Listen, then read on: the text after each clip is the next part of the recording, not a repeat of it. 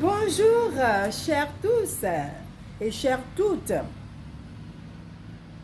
Beaucoup de personnes se sont intéressées à mon post sur le mariage.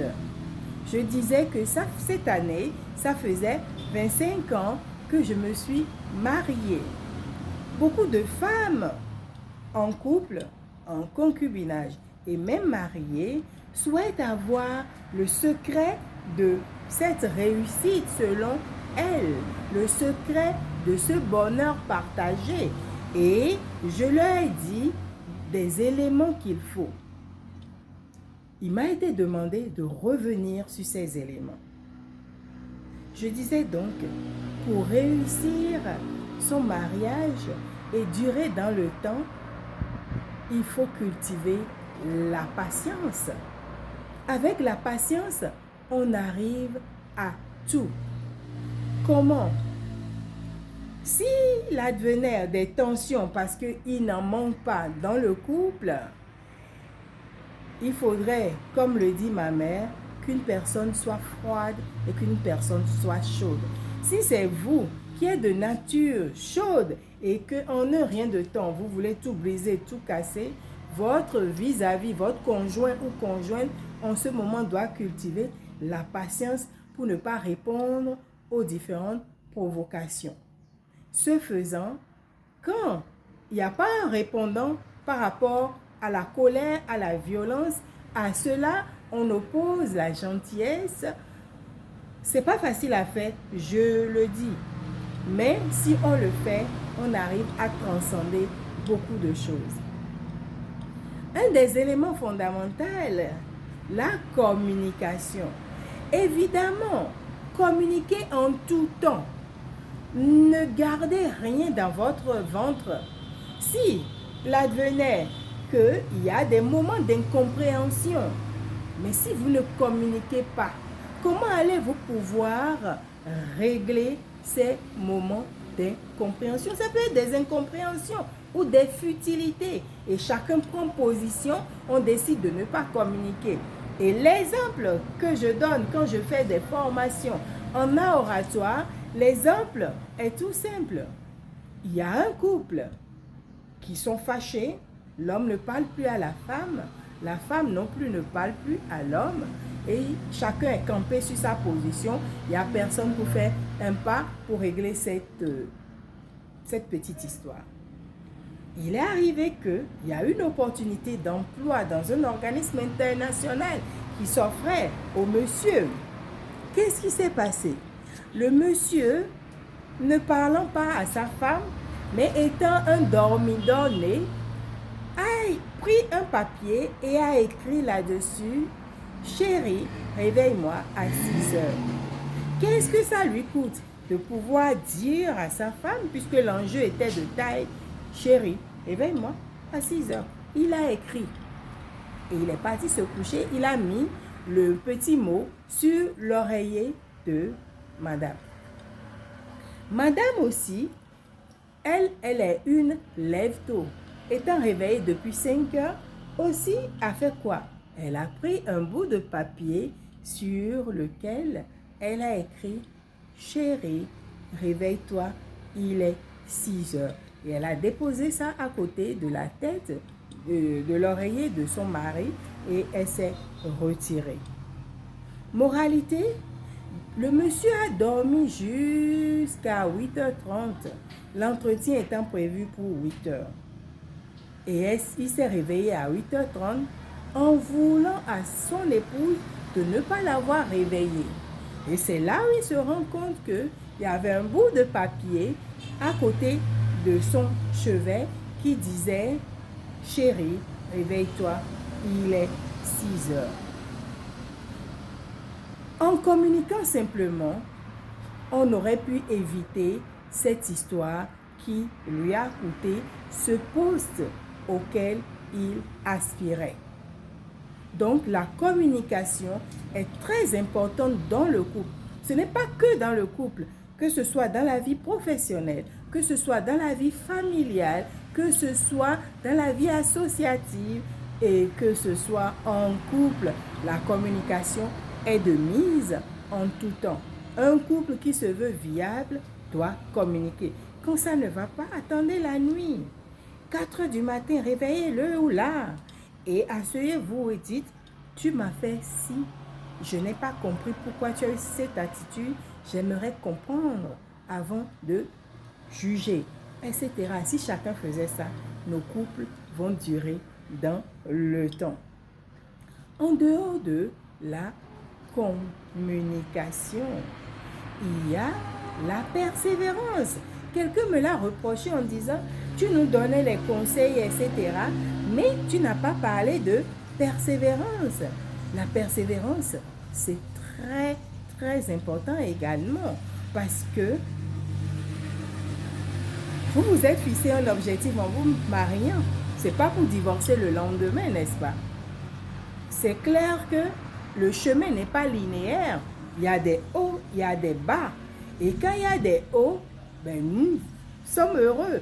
Quand il y a des bas, nous devrions également être heureux. Nous devons persévérer. Nous n'allons pas dire, ah, je m'en vais. Non. Quand c'est bon, on est là. Quand c'est mauvais, on est là également et on supporte. Comme on le dit dans le mariage, on se marie pour le meilleur et pour le pire, pas seulement pour le meilleur. Donc, nous devons être persévérants. Il y a un élément qui est également très important, la tolérance. La tolérance, ça règle beaucoup de choses. Vous essayez de vous mettre dans la peau de l'autre. Vous essayez de comprendre l'autre. Vous essayez de pouvoir dire, bon, si j'étais à sa place, qu'est-ce que j'aurais fait? Et ça vous amène à cultiver l'empathie. L'empathie qui va avec la tolérance. L'empathie, c'est la capacité à se mettre dans la peau de l'autre. Et donc, si vous cultivez l'empathie, vous devez pouvoir cultiver aisément la tolérance. Parce que il faut être tolérant en tout. On n'est pas tolérant vis-à-vis dans la circulation. Les gens ne sont pas tolérants. À la maison quand même, soyons tolérants les uns envers les autres. Et un élément très important également, la concession. La concession, oui. Il faut beaucoup de concessions. Ah, moi, on ne me fait pas ça. Donc, je vais lui faire ça. Non. Quand on se met en couple, on ne dit plus ça. Quand on se met en couple, on se dit, bon, écoute, il me l'a fait, ça m'a fait mal. Bon, je vais essayer de relativiser en me disant, sûrement, il y a des circonstances atténuantes. Ça vous amène à vous calmer. Parce que si 2 personnes mariées s'enflamment, eh bien, le couple vole en éclats et c'est les enfants qui trinquent. Je me rappelle toujours que les anciens disaient le vieux tout. Le vieux tout à cause des enfants. Mais les jeunes aujourd'hui disent, ah non, je ne vais pas regarder les enfants et m'empêcher de vivre. Est-ce la solution? Est-ce qu'on pense, les enfants n'ont pas demandé à naître, n'est-ce pas? Nous avions été les chercher et nous les avons amenés. Donc nous devons assumer. Et pour assumer, c'est beaucoup de concessions. Parce qu'il y a des jours sans et il y a des jours avec. Les jours sans, il n'y a pas de... Comment on va dire? Il n'y a pas ce moment où les problèmes ne surviennent pas. Dans un couple, il y a des problèmes. Il n'y a personne qui pourrait vous dire il y a un couple parfait où il n'y a pas de problème. C'est faux. Il y en a. C'est dans la manière de gérer, c'est dans la communication qu'on y arrive. Et un conseil encore important, quand vous êtes fâchés les uns envers les autres et vous avez des visiteurs, faites tout possible pour que ces visiteurs ne sentent pas que vous êtes fâchés les uns envers les autres. Je vous assure tout, je ne vous dis que ce que je fais. Je ne vois pas l'intérêt de vous dire autre chose, ok? Moi, il arrive des moments où ça ne va pas, on se fâche. Mais dès qu'il y a un invité qui entre, qu'est-ce que je fais? Oh là là, plus amoureuse que moi, vous allez chercher. c'est là je suis plus attentionnée envers mon mari. C'est là où je lui, chérie, je t'apporte ci. Chérie, vous qui venez d'arriver, vous n'y verrez que du feu. Pourtant, on est fâché. Mais quand vous repartez, je reprends ma position. Si le chéri entend confond et dit, bon, chérie, je dis, on n'a pas encore communiqué, on n'a pas encore réglé le problème. On n'a qu'à régler le problème pour vous dire que il faut beaucoup de concessions dans un couple. C'est très important. Si vous voulez que votre couple survive, beaucoup de concessions. Donc, je vous récapitule. D'abord, en tout premier lieu, il faut beaucoup d'amour. C'est très important, l'amour en toutes choses. Il faut la patience. Je vous l'ai expliqué. Nous devrions être patients face aux événements de la vie, face aux vicissitudes de la vie. La patience est à cultiver. Moi, je me rappelle, quand je voulais me marier, ma mère m'a dit, ma fille, tu veux te marier. Il va falloir que tu couses des tenues de patience, chaussures patience, boucles d'oreilles patience, collier patience, sous-vêtements patience, tout patience. Quand elle disait je me marie, mais elle avait raison. Donc la patience en tout. La communication qui est la base de toute relation. On doit communiquer, on doit échanger parce que c'est de là que naissent les malcompréhensions. Donc la communication. La tolérance. Il ne faut pas qu'on soit tolérant zéro, au contraire. En couple, pour qu'un couple réussisse, qu'un couple vive, il faut beaucoup de tolérance. Et ça, je vous le recommande. Et la persévérance, parce que ce n'est pas un chemin linéaire. Oui, le mariage, ce n'est pas un chemin linéaire. Il faut être persévérant et se dire, aujourd'hui, ce n'est pas bon, demain le sera. Et pensez également aux enfants. Ne les occultez pas. Sinon, vous allez fabriquer des cas sociaux pour notre pays. En dehors de la persévérance, j'ai dit, il faut beaucoup de concessions. La concession en toute chose, ça permet d'accepter l'autre, de prendre l'autre tel qu'il est ou tel qu'elle est et de pouvoir avancer. Il n'y a rien de meilleur ailleurs. Non, on pense que tout il fait bon vivre chez le voisin ou la voisine, mais c'est faux. Vous allez tomber encore dans d'autres travers. L'herbe n'est pas plus verte ailleurs que chez vous. Cultivez ce que vous avez chez vous et vous allez pouvoir durer dans le temps. Donc, c'est sur ces mots que je m'en vais vous dire, oui, le mariage, c'est une très bonne chose quand on sait cultiver tous ces éléments. C'est des outils qu'on vous donne. La liste n'est pas, je ne m'arrête pas, j'ai cité quelques outils importants pour réussir son mariage.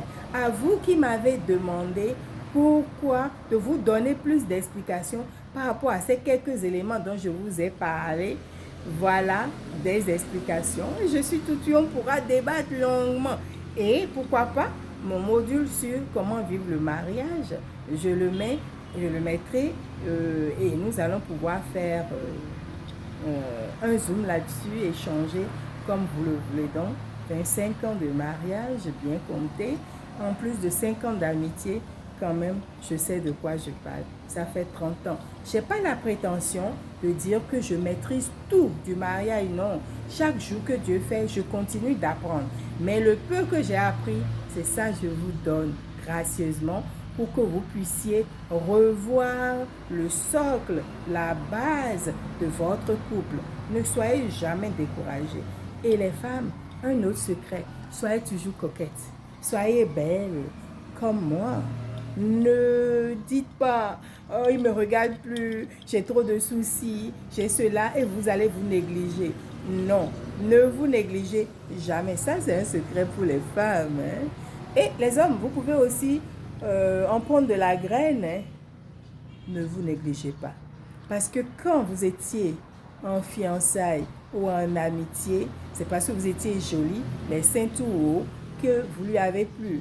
Et c'est parce que lui aussi, il n'était pas bedonnant, il était mince, il avait des caractéristiques qui allaient avec vos penchants, que vous l'avez choisi. Et pourquoi maintenant on a fait des enfants, on doit tout négliger?